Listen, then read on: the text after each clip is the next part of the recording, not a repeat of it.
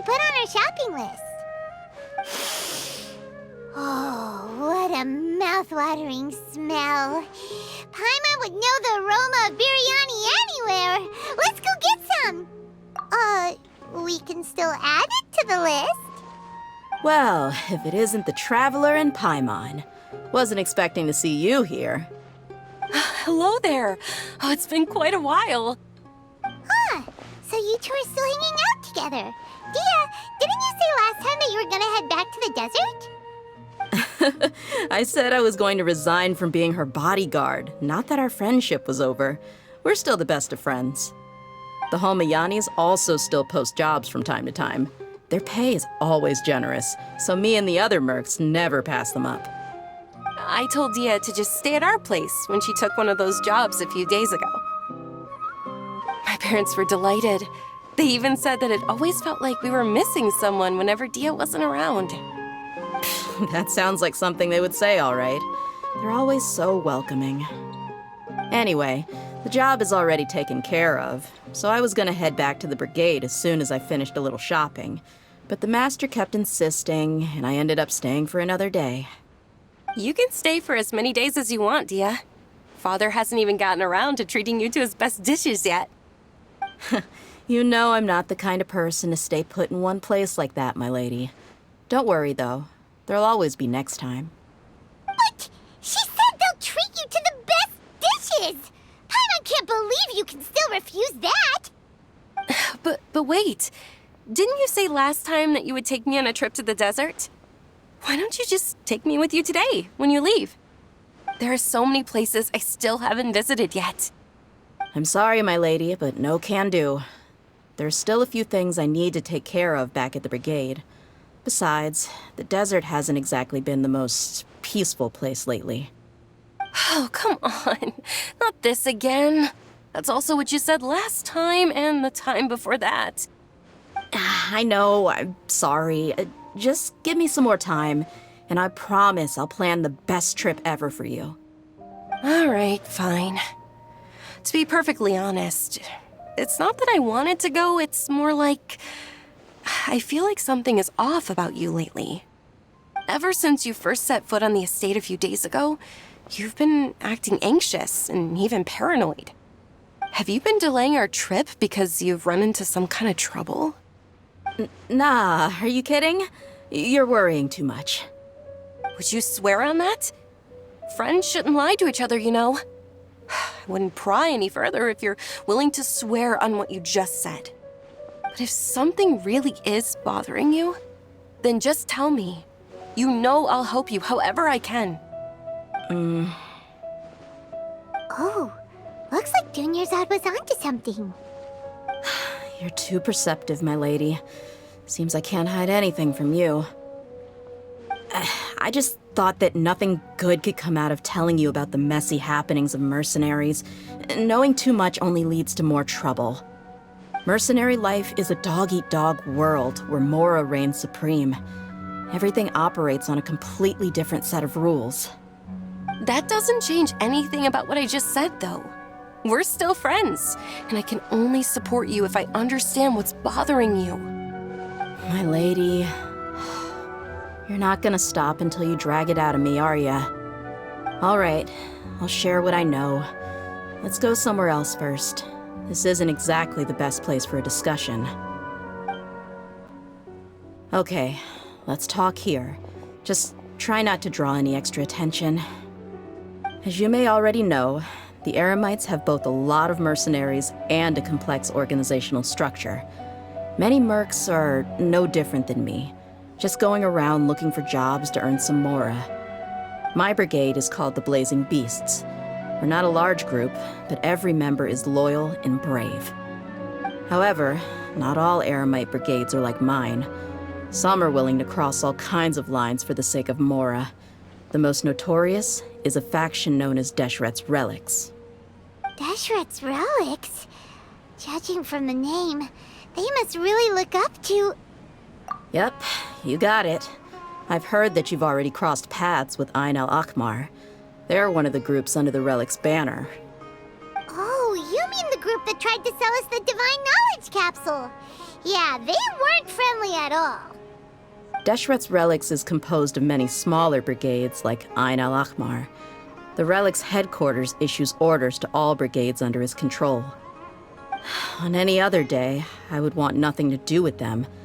Unfortunately, though, the brigade that's stirring up trouble now is none other than Dakan al-Ahmar. Dakan? I think it means beard or something. Believe me, it's a really stupid name. I found it insufferable for years. Anyway, the real issue is that Dakan al-Ahmar is led by my father, Kusela.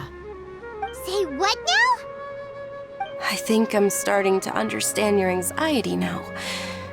But what did they do? I won't go into details, my lady, but they've been involved in a lot of violent incidents. We're talking hundreds. Hundreds? Yep. The scenes tend to be quite gruesome, too. They strip the victims of all their valuables before murdering them. Not only have they targeted merchant caravans and ordinary citizens, but other mercenary brigades as well. That's beyond terrible. They won't even spare their own kind. I don't know how Deshret's Relic sees it. All I do know is that Dakan al-Ahmar has become more and more aggressive over the last few years. If I don't do something about them, then even my brigade or the people of Aru village could become their next target. I just wish I knew what's driven him to do this. Yeah. How can your father do such terrible things? I don't know. People change. He's always been pretty pathetic. But at least in the past, there were still a few lines that he wouldn't cross. That's setting the bar pretty low. I mean, if he was even remotely decent, then why would I have to leave the brigade and cut all ties with him? He was loud and foolish, with no real sense of purpose.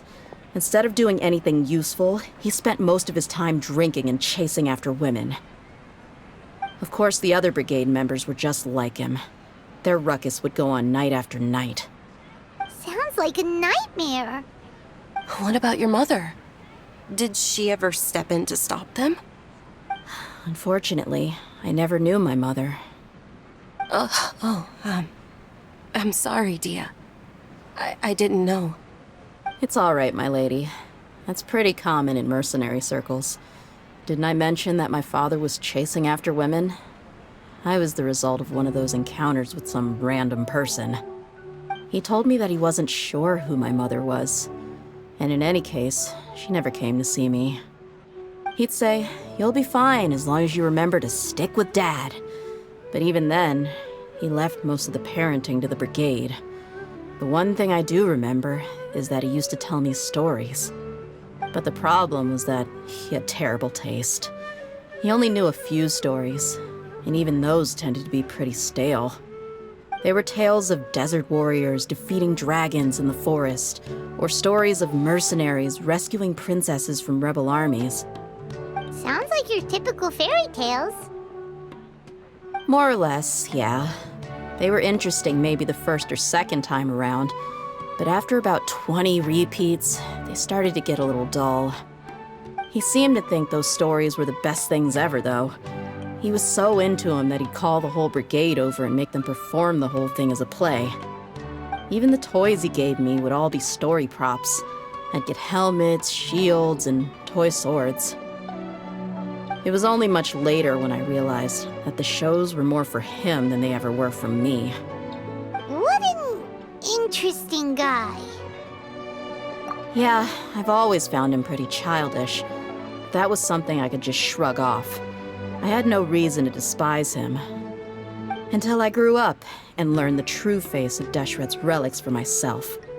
Looting, blackmail, violence, and fraud. They not only accepted such heinous acts, they would even openly boast about them. No one in the brigade was any kind of hero. Instead, my father and his cronies were more like the bad guys that needed to be taken down. Did they really think that as long as they didn't do any of that stuff right in front of me, I would never know? I think I can understand your feelings.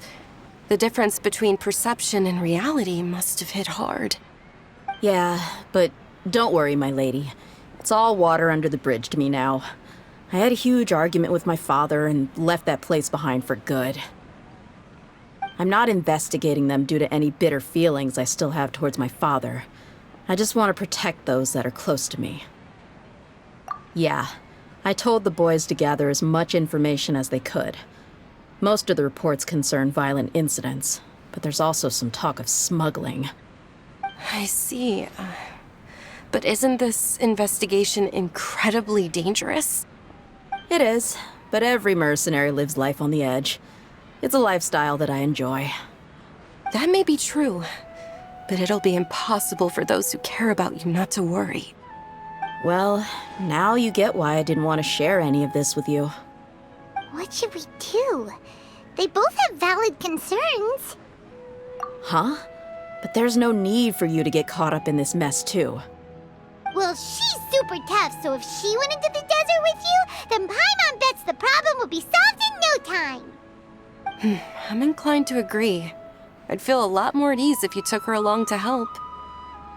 I'll wait for news from you in the city until then. Please, stay safe. I'm honored that you care so much for me, my lady. All right, then let's get moving. Our first stop will be Caravan Rebot, where we can catch up a bit with my fellow mercs.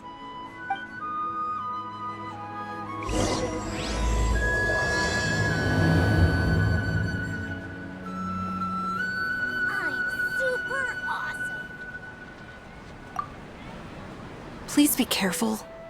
I'll stay in the city and wait for news from you. Just don't do anything reckless, all right?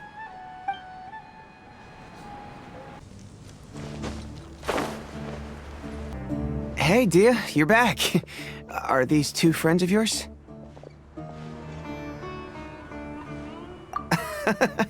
Likewise. There's no need to be so formal with us.